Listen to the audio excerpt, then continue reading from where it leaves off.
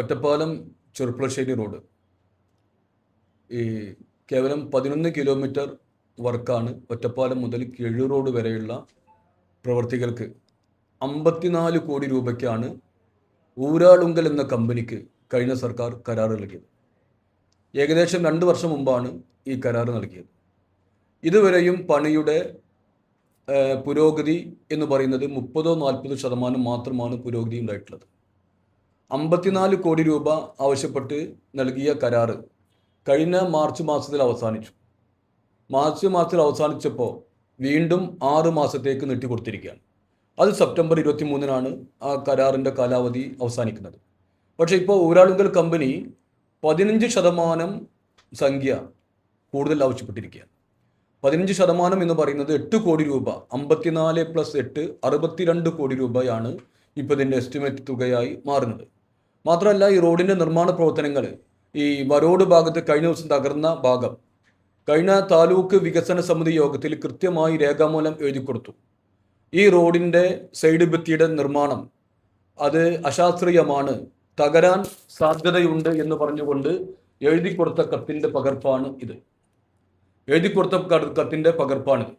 അന്ന് ഈ പൊതുമരാമത്ത് വകുപ്പ് നൽകിയ മറുപടി എന്ന് പറയുന്നത് ഇത് നിർമ്മാണ മേഖലയ്ക്ക് അനുയോജ്യമായ രൂപത്തിലുള്ള പ്രവൃത്തിയാണ് നടക്കുന്നു വരുന്നത്, അതുകൊണ്ട് ഇതൊരിക്കലും തകരില്ല, ഇത് അശാസ്ത്രീയമല്ല എന്ന് നൽകിയ മറുപടിയാണ്.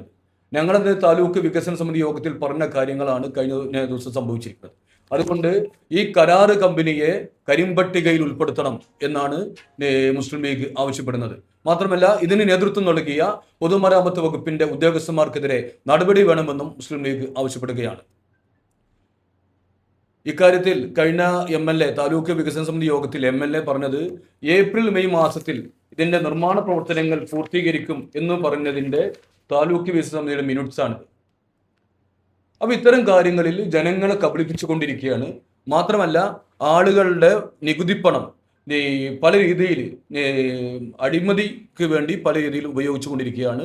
ഇത് വളരെ വലുതായി സർക്കാർ കാണണം. സർക്കാരിലും ബന്ധപ്പെട്ട വകുപ്പിലും മുസ്ലിം ലീഗ് പരാതി നൽകിയിട്ടുണ്ട്. 2026 മാർച്ചിൽ അവസാനിക്കേണ്ടതായിരുന്നു. അന്ന് ടാറിന്റെ വില കൂടില്ല. ഇപ്പോൾ നീട്ടിക്കൊണ്ടുപോയതുകൊണ്ട് 8 കോടിയാണ് അധികം ആവശ്യപ്പെടുന്നത്. മാത്രമല്ല, ഇതിന്റെ വർക്ക് കണ്ടില്ലേ, ഇത് വരോട് ഭാഗത്തുള്ള റോഡിന്റെ വർക്കാണ്. ഇത് ഇപ്പോൾ ഇടപെട്ടില്ലെങ്കിൽ എപ്പോഴാണ് ഇടപെടുക? ഡ്രെയിനേജിന്റെ വർക്കാണ്. ഓരോ ആളുകൾ പണം കൊടുത്ത് ഈ കരാറ് കമ്പനിക്ക് പണം കൊടുത്ത് പറയുന്നതിനനുസരിച്ച് റോഡിന്റെ ഡ്രെയിനേജ് വളച്ചുകൊണ്ടിരിക്കുകയാണ്.